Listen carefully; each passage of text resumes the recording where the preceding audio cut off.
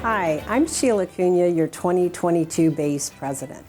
Our annual election for BASE officers and directors is coming up soon.